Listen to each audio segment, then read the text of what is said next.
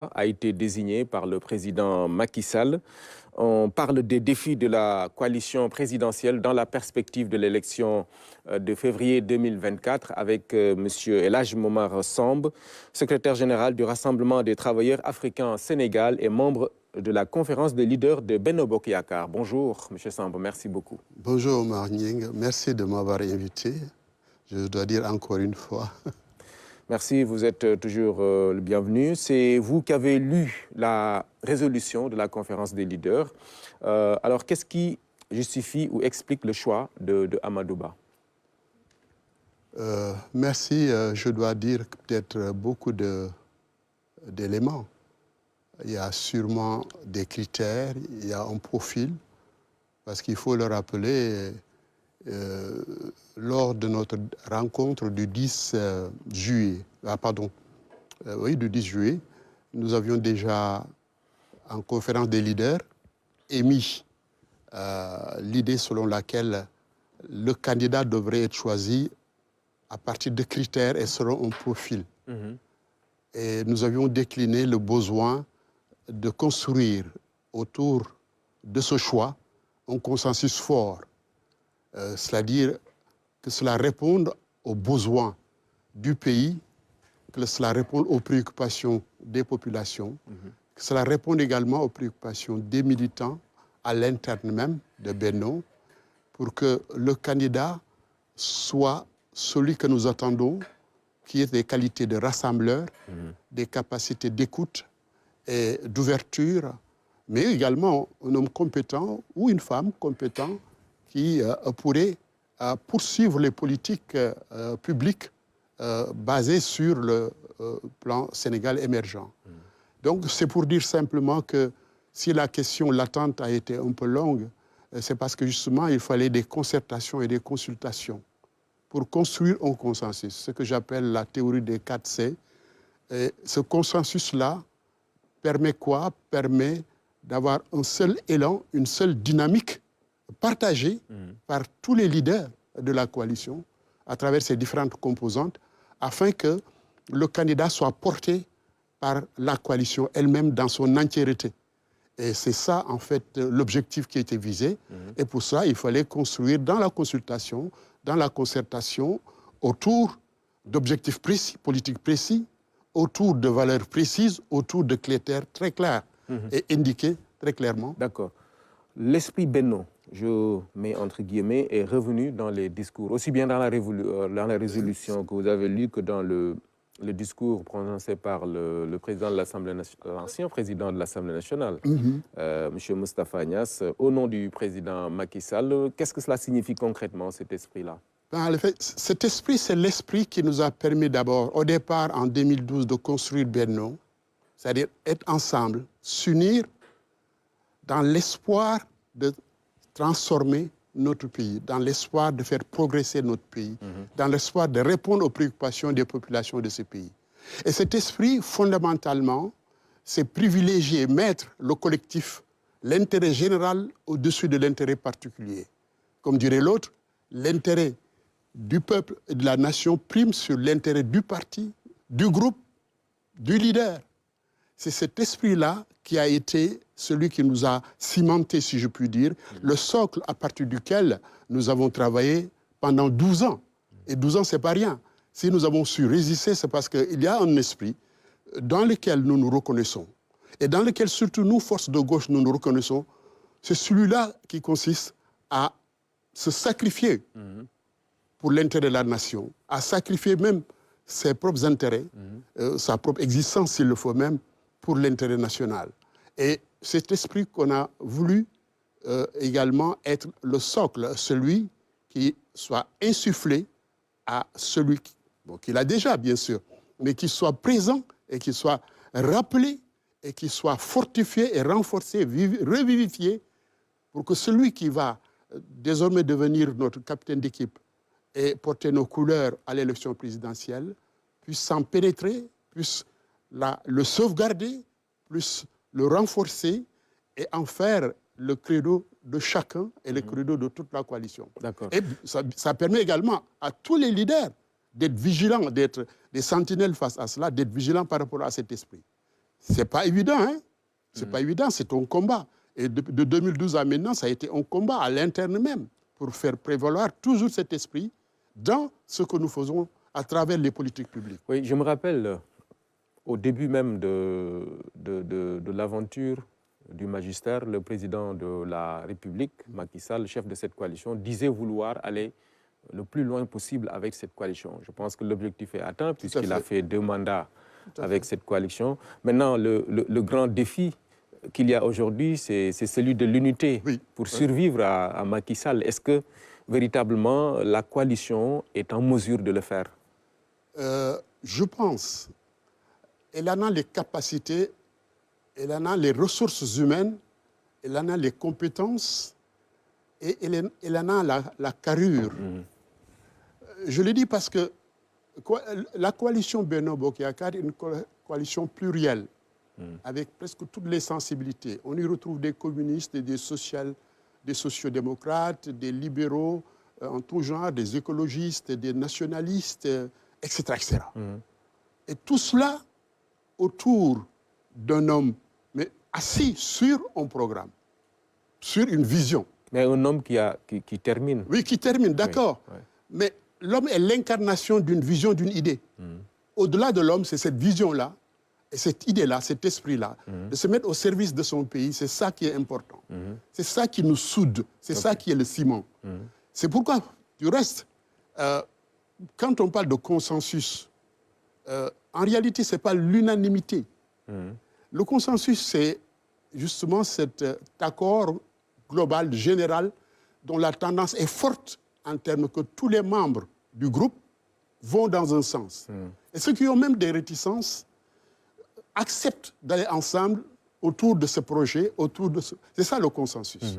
Et on l'a réussi, même s'il peut y avoir des échappées solitaires, des individualités, cela n'empêche que fondamentalement, la dynamique la plus forte, la plus consolidante et la plus, j'allais dire, puissante, c'est celle-là du consensus qu'on a réussi à construire. Et construire dans un processus, je le rappelle, de concertation, de consultation. Nous-mêmes, forces de gauche organisées dans la CDS, dirigée par le camarade Pape Demba Sy, nous avons été reçus, nous avons été consultés. Et pendant 3 heures, nous avons discuté de quel est le problème fondamental que traverse notre pays, quel est l'enjeu et quels sont les défis.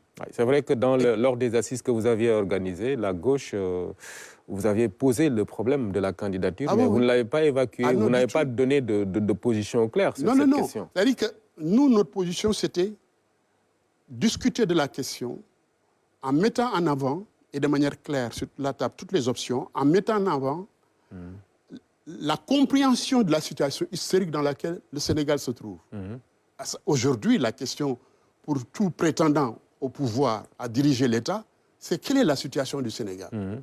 Nous venons de sortir d'une insurrection qui, heureusement, par la qualité de la politique de riposte initiée par le président et les forces de défense et de sécurité, a réussi à défaire cette insurrection. Mais ce n'est pas irréversible. Nous sommes dans une situation où la sécurité du pays se pose. Nous sommes dans une situation où l'avenir même de la démocratie et de la République, et selon le modèle même sénégalais, se pose, est en question. Et ces forces, en juin, nous l'ont montré. De quoi elles étaient capables pour déstabiliser le pays et faire basculer le pays dans le chaos. De cela même pouvait provenir, pourquoi pas, un coup d'État. Qu'est-ce qui nous entoure dans notre sous-région? Des coups d'État répétitifs. Et qu'est-ce qui nous entoure? C'est l'insécurité avec le djihadisme. Avant-hier, 67 morts ou 64 morts au Mali, 70 au Burkina. C'est horrible ce qui est en train de se passer dans notre monde. Et nous sommes dans cette sous-région. Le Mali est notre voisin. Et ce qui le ressent, les effluves même de ces monstruosités, à partir de ce moment, nous pensons, surtout à gauche, que la question fondamentale, c'est comment préserver la République et la démocratie. Comment préserver la paix et la stabilité. Mais sans paix, sans stabilité, quelque politique que tu puisses promouvoir ne peut advenir. Que ce soit des politiques de gauche, des politiques communistes, socialistes, des politiques libérales, aucune politique de gauche ou de droite ne peut être déroulée dans une situation d'instabilité, dans une situation d'insécurité, dans une situation de non-paix. Et ce que le prouve, c'est que dans ces pays qui nous entourent, les écoles ferment. Donc l'éducation est à terre. Les structures de santé ferment. Même les structures de production sont, comment dirais-je, dans une situation lamentable. Ok, donc face à ce contexte-là, dans vous ce pensez contexte-là, que le défi à relever, c'est le défi pour tout le Sénégal, pour les Sénégalais. C'est la paix, la stabilité, la sécurité. La République, selon les normes que nous nous sommes données, et la démocratie. C'est ça. Et c'est Benno qui peut l'incarner. Mais je veux dire, Benno, au moins, peut se prévaloir de deux choses. D'abord, elle a réussi, la politique ici a réussi à nous faire avancer au plan économique de manière remarquable. Les projets en termes même de couverture sociale, de réponse aux préoccupations des travailleurs, des villes comme des campagnes, des réponses concrètes ont été données. L'accès à l'eau, l'accès à l'électricité sont aujourd'hui des éléments qu'on peut noter partout, sans parler de la mobilité et du désenclavement. Je pense que ce sont des réponses. Elles ne sont pas parfaites, elles ne sont pas totales, mais elles sont là, une base à partir de laquelle on peut construire l'avenir. Benno a montré également sa capacité à éradiquer l'insurrection et la violence que des forces politiques ont voulu installer dans ce pays pour faire basculer le pays dans le chaos. Mais ça, il faut le préserver. Quand ton pouvoir arrive à maintenir la paix et la stabilité et la sécurité contre des forces obscures, parce que dans ce qu'on a vécu en juin, l'horreur j'allais dire les horreurs de juin, mais il y avait du tout. Comment peux-tu comprendre que des gens aillent brûler l'université de Dakar, brûler le campus, pas seulement au niveau du campus social, mais au campus pédagogique, aller brûler les CESTI, aller brûler les BAD. Cet acte-là, en lui-même, isolé des autres, parce que les attaques, ce n'est pas seulement au niveau de l'université. Les incendies, ce n'est pas seulement à ce niveau. Ils ont brûlé des maisons, ils ont brûlé des biens privés, ils ont attaqué des services d'eau, d'électricité, etc. Mais ça, quand ton pouvoir arrive à arrêter ça, à éradiquer ça, je dis que ce pouvoir mérite qu'on lui confie les rênes du pays pour pouvoir poursuivre cela. J'ai donné les deux éléments. Exactement. Mais dans le même temps aussi, il y a d'autres défis à relever. Je pense que le président actuel de la coalition, président de la République, Macky Sall, l'a même compris en évoquant la problématique jeune, en lien avec l'histoire de la migration irrégulière. C'est un exemple parmi d'autres défis à relever pour la coalition. Il y a beaucoup de défis. Mais je veux dire, dans la guerre, dans l'instabilité, est-ce que l'immigration va s'arrêter? Et pas s'amplifier. Donc ces situations sont des situations... Je veux dire, la base, le départ de tout, c'est d'abord la paix et la stabilité. C'est à part de ça qu'on peut s'attaquer à tous les autres défis. De l'immigration irrégulière, de l'insatisfaction par rapport à l'accès à tels besoins élémentaires, l'éducation, la santé, la connectivité, l'eau, l'électricité, la mobilité, etc. Mais je vous ai donné l'exemple des autres pays. Aujourd'hui, même des populations massivement, sur des centaines de milliers, quittent les régions, quittent leur terre de culture, quittent leur zone de production. Donc l'économie même de base, alimentaire ou élémentaire, est compromise. La santé est compromise. L'éducation de même. Je ne parle pas des autres aspects. C'est dire donc, je le répète encore une fois, la situation actuelle de notre pays mérite une attention particulière pour tout leader politique, mais pour tout citoyen, pour tout homme qui est, j'allais dire, acquis à la cause de la paix et de la stabilité. Parfait. Alors, le premier défi, donc, c'est l'unité. On en parlait.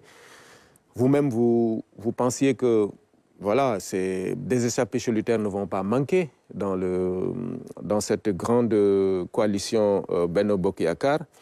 D'ailleurs, dès l'annonce du choix, M. Aly Ngouille Ndiaye, qui a été un des candidats, ministre de l'Agriculture, a annoncé sa démission. Est-ce que aujourd'hui ce consensus n'est pas en cause? Est-ce qu'on ne risque pas de voir d'autres têtes de cette coalition C'est possible. Il est possible que d'autres échappées puissent se faire. Mais comme je l'ai dit, je l'ai indiqué tout à l'heure, le consensus ne signifie pas l'unanimité. Le consensus, c'est cette tendance, j'allais dire, majoritaire, forte, puissante, dynamique, dans laquelle l'écrasante majorité se reconnaît et qui répond aux préoccupations de l'heure. Parce que sans unité, si on fragilise ce bloc avec ses 12 ans d'expérience, ce bloc politique, social, si on fragilise ce bloc, disons-nous que tout peut arriver. Tout peut arriver. Ça signifie que le régime peut tomber, ça signifie que les politiques de préservation de cette paix, de sauvegarde de cette démocratie, de cette république peuvent s'affaisser. Ça signifie qu'on ouvre le pays à l'aventure. Pour ne pas dire au chaos comme le souhaitait certains. Tout est possible à partir de ce moment. D'accord. Mais comment expliquer... Surtout dans un moment où on s'apprête à entrer dans l'ère de l'exploitation du pétrole et du gaz. Nous sommes dans une phase de transition fortement sensible et cette sensibilité est d'autant plus énorme que nous sommes justement dans une nouvelle ère, nous entrons dans une nouvelle ère, celle de l'exploitation de ces ressources. Mais on parlait tout à l'heure vous parliez tout à l'heure des concertations préalables au choix. Comment expliquer, j'en reviens, cet échappé solitaire, du moment qu'il y avait des concertations, ou alors l'accord n'était pas acquis? Mais vous savez, dans ces concertations, on ne peut pas tout dire, bien entendu, publiquement, dans ces concertations, il est évident que sur la question de la présidence de la République, les ambitions personnelles sont très fortes. En dehors de Benno, combien y a-t-il de candidats? C'est des dizaines de candidats. On va aller d'ailleurs vers quelque chose d'unique dans ce pays. Peut-être on peut frôler même la centaine. Mais je veux dire simplement ces échappées, on ne peut pas ne pas en connaître. Quelquefois, pour certaines personnes, l'ambition personnelle est plus forte. La conviction que soi-même, on est en capacité de faire le travail, d'être à cette fonction-là, mieux que quiconque d'autre, je crois que cela, c'est le propre de l'homme ou de certains hommes. D'accord. Il y a quelque chose d'indicible, d'incompréhensible, quelquefois, dans cette, comment je vais le dire, cette ambition personnelle au niveau d'un individu de dire « c'est moi le prochain président ». D'accord. Et moi et pas un autre. Et c'est moi le meilleur candidat et pas un autre. Je suis le meilleur. Quand un homme en vient à ça, ou une femme bien entendu en vient à ça, il n'y a pas d'explication rationnelle qu'on puisse donner, sinon qu'il est porté par son ambition. Une ambition est légitime. Mais quand une ambition personnelle est confrontée à, j'allais dire, l'ambition ou la préoccupation collective de tout un pays, de millions de personnes, pour moi, le choix est vite fait. D'accord. Et je peux rappeler, nous, notre entrée en politique, c'était dans des conditions où il y avait... C'était dans la clandestinité, dans des conditions où il n'y avait pas les libertés qu'on a aujourd'hui, les droits qu'on a aujourd'hui. Mais on entrait en politique à partir d'une conscience qu'on a un devoir et on est prêt à aller jusqu'au sacrifice suprême. Oui. Sans rien attendre de personne. Et sans rien attendre en retour. Mais tout le monde n'a pas, disons, ces convictions. D'accord. Parfait. Alors, à côté du consensus, l'autre défi, évidemment, était de trouver quelqu'un qui puisse remplacer celui qui est là aujourd'hui, le président Macky Sall, président de votre coalition. Alors, le choix est fait. Maintenant, peut-être l'erreur serait de croire que une fois c'est fait, les jeux sont OK, sont faits. Non, je pense pas que... Je crois que le travail commence à partir du moment où il y a un choix, on a un capitaine d'équipe. On forme une équipe pour aller sur le terrain. C'est-à-dire on a choisi, Oui. le président Macky Sall a choisi quelqu'un, tout le monde ou presque est d'accord. Maintenant, ça y est, la coalition va... Donc ça signifie que d'abord, ce n'est pas son choix à lui personnellement, individuellement, D'accord. de manière solitaire. C'est un choix qui procède d'un processus, je l'ai dit, de construction d'un consensus. Autour de normes, autour de critères, autour de valeurs, autour d'une vision et d'un programme fondamentalement. C'est ça qu'il faut d'abord comprendre. D'accord. Donc ce n'est pas un choix léger, ce n'est pas un choix, je veux dire, fait à la va-vite, ce n'est pas un choix d'un individu qui, bon, de manière subjective, hein, prend celui qu'il aime le mieux. Non, c'est un choix dicté par tout ce que j'ai rappelé tout à l'heure. Quel est donc le capitaine d'équipe qui est à même, qu'on croit être à même de nous conduire et de nous sortir de la situation dans laquelle nous sommes pour nous projeter vers un avenir de progrès, de paix et de stabilité. C'est ça. Poursuivre en poursuivant. Qui connaît les politiques, qui les comprend, qui les a vécues de l'intérieur, qui a participé à leur élaboration et à leur mise en œuvre. D'accord. Je pense que ce sont tous ces éléments qu'il faut prendre en compte. À partir de ce moment, on investit cette personne de notre confiance. Et bien entendu, l'investissant de notre confiance, nous investissons de par nos efforts C'est ça. intellectuels, physiques et autres pour faire triompher cette cause-là. Nous sommes autour donc d'un homme sur la base d'une cause que nous partageons. Si nous ne partagions pas cette cause-là, nous ne serions pas ensemble. De la même manière, avec Macky Sall, si nous n'avions pas ces convergences fondamentales politiquement parlant, mais on ne serait pas ensemble. Je le rappelle, nous venons de loin. Le Benno Siggi Sénégal jusqu'au Benno Bokk Yakaar. Et avant même que Macky Sall ne vienne dans l'opposition, nous, on était dans l'opposition. Nous avons construit toute une dynamique qui nous a amenés aux assises nationales, dont nous préservons, surtout à gauche, nous, les conclusions. D'accord. Mais nous disons aujourd'hui, la question fondamentale qui se pose à nous, c'est celle-là. Je vous ai parlé, je vais me répéter encore. Oui. Mais autour de cette question, c'est même toutes les forces vives de la nation qui devaient être ensemble pour dire préservons notre nation des dangers Parfait. qui la menacent. C'est ça fondamentalement. OK, conscient de l'enjeu, voilà. C'est ce qu'il faut pour tous les membres de la coalition. Maintenant, le profil, il est connu, il est fait, il est choisi. Qu'est-ce qui doit lui revenir? Ah oui, là, bien entendu, il a un engagement. Le président de la République l'a rappelé. Et nous, dans nos concertations, dans les discussions, cela a été rappelé, discuté. C'est-à-dire qu'il doit s'engager à rester dans cette voie que nous avons indiquée. Il doit s'engager à rester ouvert, à être le rassembleur que nous attendons de lui, à l'exemple de ce que le président Macky Sall a fait, à rester dans l'humilité, l'humilité qui permet véritablement d'être à l'écoute et au service de la nation, de préserver l'unité que nous avons et de travailler à préserver la République. Bien entendu, d'améliorer toutes les politiques et tous les programmes qui sont en cours, d'améliorer le fonctionnement de toutes les institutions et bien entendu, de rectifier tout ce qui doit être rectifié et de pouvoir donc nous projeter vers ce que nous voulons, l'épanouissement de ce pays.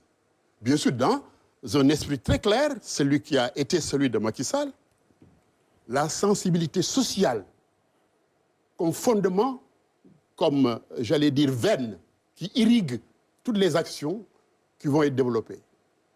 Dans toutes les actions politiques qui vont être développées, quels sont les intérêts des populations? Quel est le niveau de satisfaction des populations? L'accès à l'eau est-il réellement réalisé de manière universelle? L'accès à l'électricité, l'accès à la santé, l'accès à l'éducation, la protection des plus pauvres, des plus démunis, la couverture sociale, l'extension de cette couverture sociale à tous les ayants droit ou tous ceux qui en ont besoin. Oui. La justice. Que les dossiers qui sont en cours puissent véritablement connaître un aboutissement en termes que le droit soit dit et que la justice s'applique. Sans aucun parti pris. Et pour nous, force qui sommes dans Benno, pour Benno, cela doit être le credo. Et nous, force de gauche, dont la sensibilité fondamentale, c'est celle-là, aux côtés des travailleurs, des villes et des campagnes, des masses larges de la population les plus pauvres, des jeunes et des femmes. Donc ça veut dire qu'il y a des mesures correctives à prendre pour effectivement préserver cette mais absolument. Voilà, vous savez, nous sommes dans l'humain. C'est-à-dire rien n'est parfait dans ce que l'on fait, quelle que soit notre volonté, notre désir. C'est dans la pratique que l'on se rend compte de ce qui est bon, oui. de ce qui est mauvais, de ce qu'il faut rectifier, de ce qu'il même faut rejeter.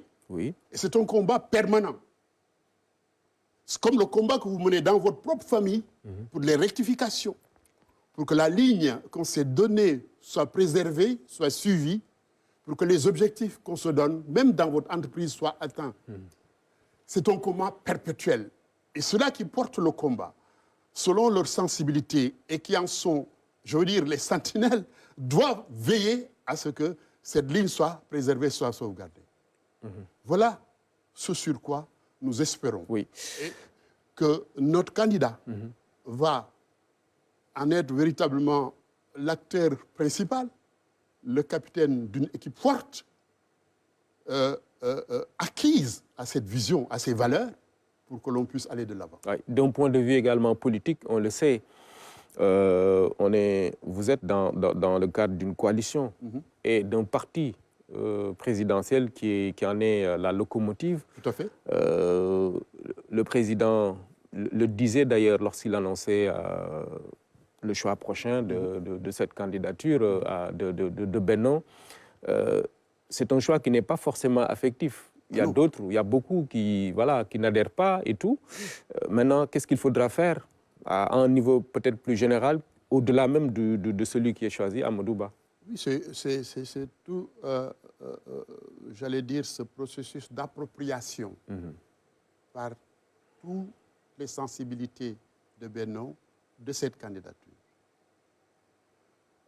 Cette sorte de fusion qu'il faut créer entre le candidat, d'accord, et toutes les composantes de Benno, au niveau des coalitions, au niveau des partis, au niveau des personnalités, des individualités, pour que chacun comprenne que ce candidat-là est leur candidat, mais que derrière ce candidat-là, il y a des valeurs, il y a une vision, il y a une politique qu'il faut préserver, qu'il faut appliquer pour l'intérêt exclusif des populations sénégalaises. C'est ça. D'accord. Et si chacun se pénètre de cette idée et de cette volonté à traduire en actes partout, je pense que la victoire sera nôtre. D'accord. Au-delà du défi de l'unité, du consensus, du profil adéquat, évidemment, il y a un exercice assez complexe qui va au-delà même de la coalition. C'est celui de renforcer l'électorat, disons, de la coalition. Oui, parce que les dernières élections ont montré que, effectivement, dans certains cas, il y a eu un certain recul. Ah oui, tout à fait. Non, il n'y a aucun doute là-dessus. C'est-à-dire que nous avons fait, à tout le moins, on peut dire que nous avons été conséquents. Nous avons fait le bilan de ces élections-là et nous avons touché du doigt, identifié toutes les faiblesses, nos forces. La perte de terrain sur beaucoup de... Dans beaucoup de secteurs, de localités. Ça ne nous a pas empêché d'être majoritaires, mais ça s'est étriqué. Notre électorat s'est effrité. Il faut aller à la conquête, à la reconquête. D'abord nous-mêmes, dans nous-mêmes, que toutes les frustrations qui nous ont valu quelque part des divisions à telle ou telle, dans telle ou telle localité, dans tel ou tel secteur, dans telle ou telle commune, dans tel ou tel département, qu'on puisse arriver justement à combler ces lacunes-là, à éteindre ces frustrations-là, à refaire l'unité.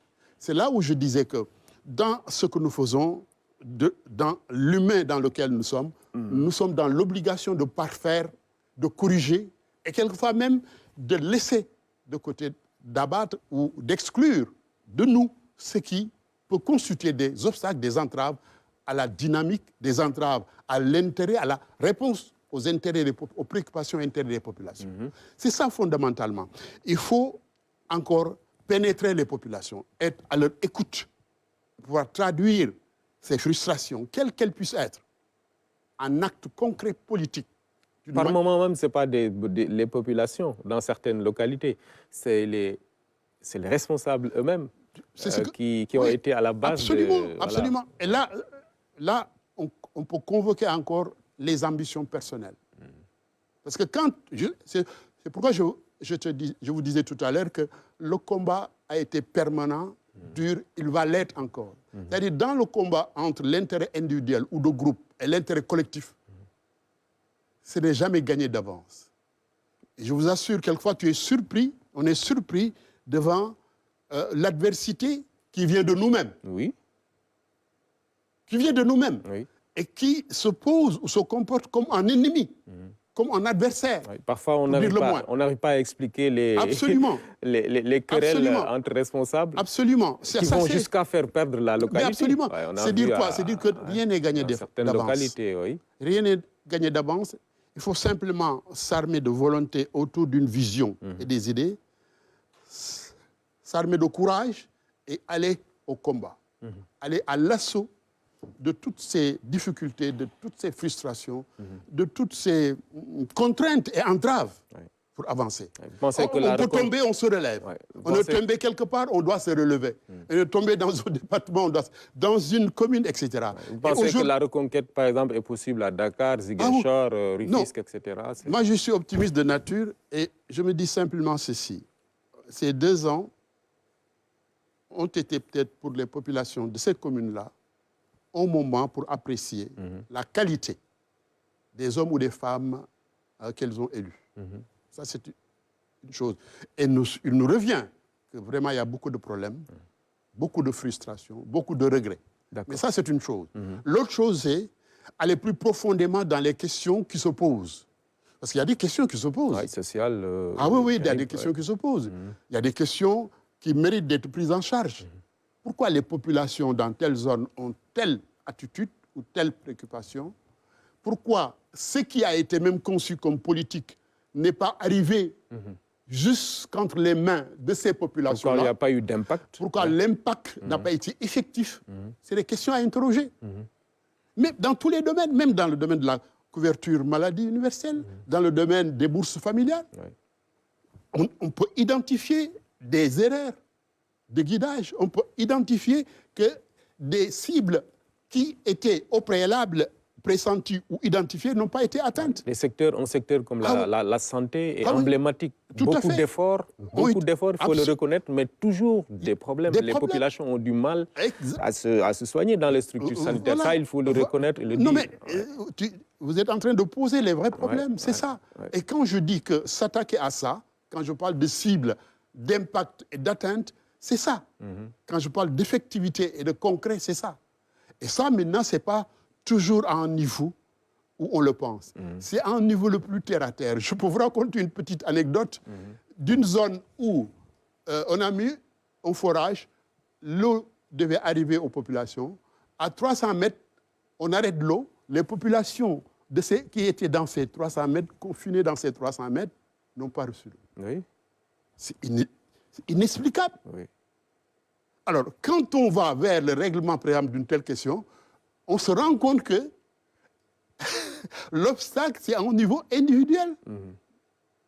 Et quand on parle de corruption, à tous les niveaux, santé ou ailleurs, on voit que les éléments ou les ressources humaines qui devaient accompagner ou opérationnaliser une directive, une politique, ont failli.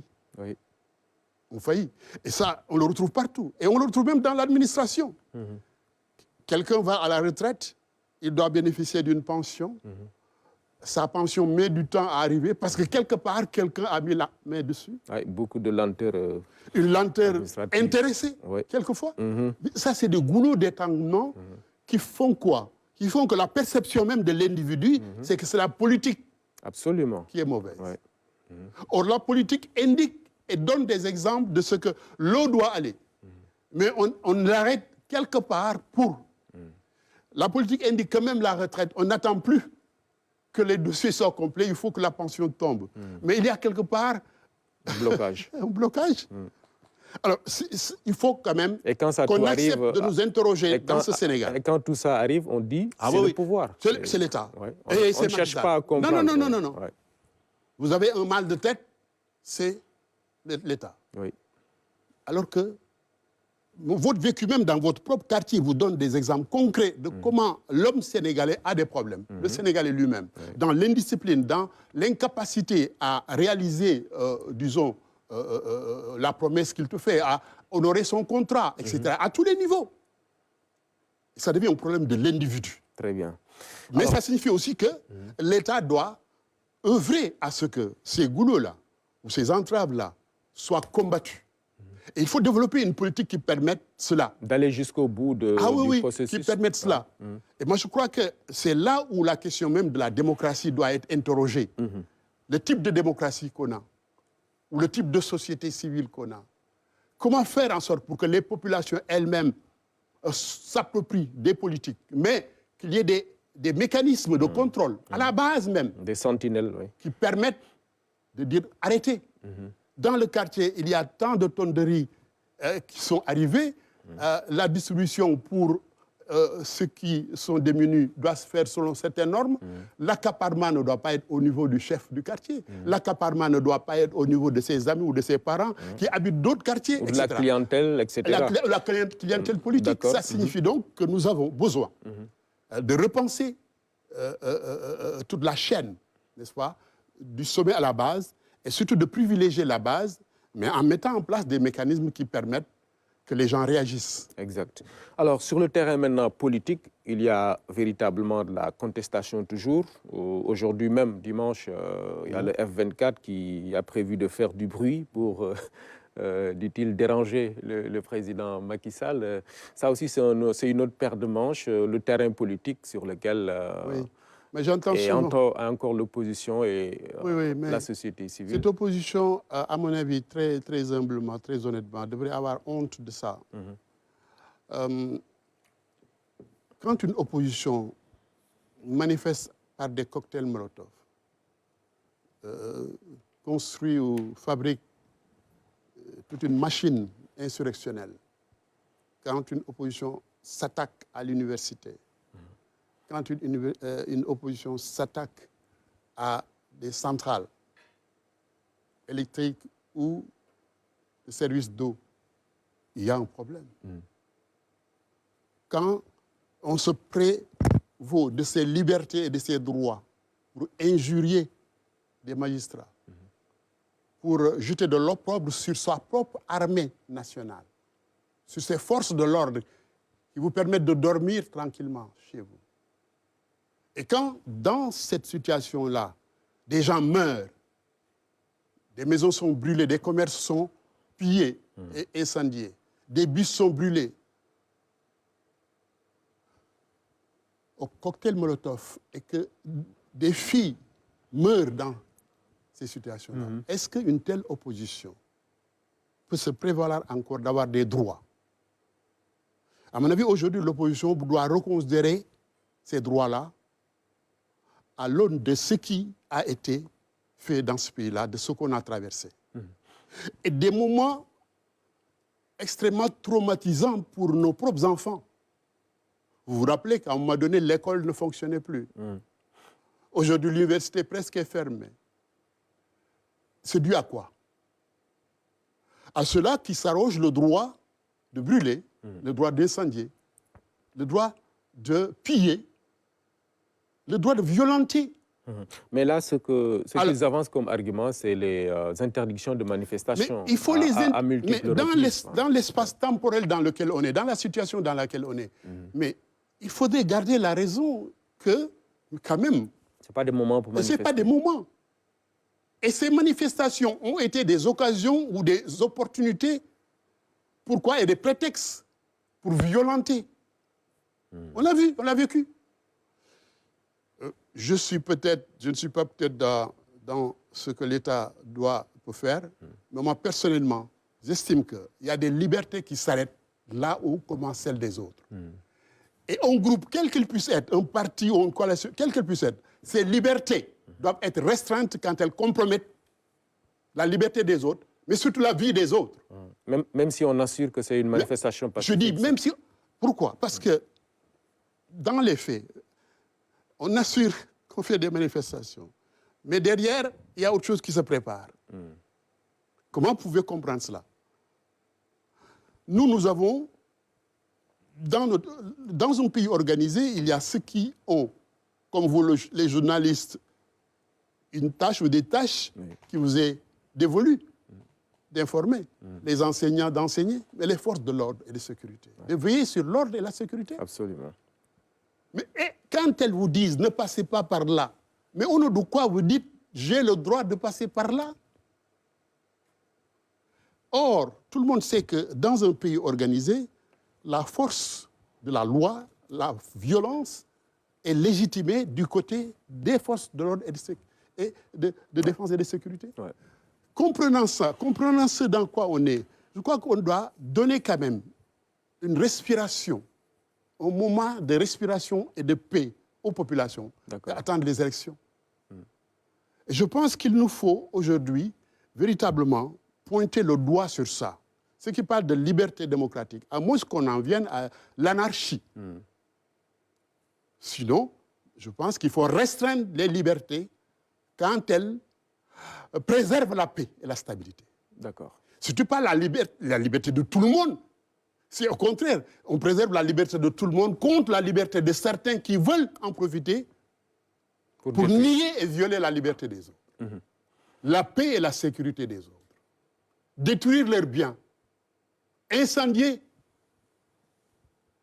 des établissements universitaires, scolaires, etc. Pour vous, l'objectif est inavoué, quoi. Merci beaucoup. Non, c'est l'expérience elle-même qui nous dit, qui nous dicte la conduite à tenir. Et nous devons quand même nous dire que quand même depuis un moment, on respire dans ce pays. D'accord. Depuis un moment, il y a une tranquillité et une paix et on souhaite que cela continue. Merci beaucoup. Et là, j'ai Momar Samb, RTAS, membre de la conférence des leaders de Benno Bokk Yakaar. Merci. C'est moi qui vous remercie. Ouais. Merci, mesdames, messieurs, à vous aussi d'avoir suivi. Rendez-vous dimanche prochain.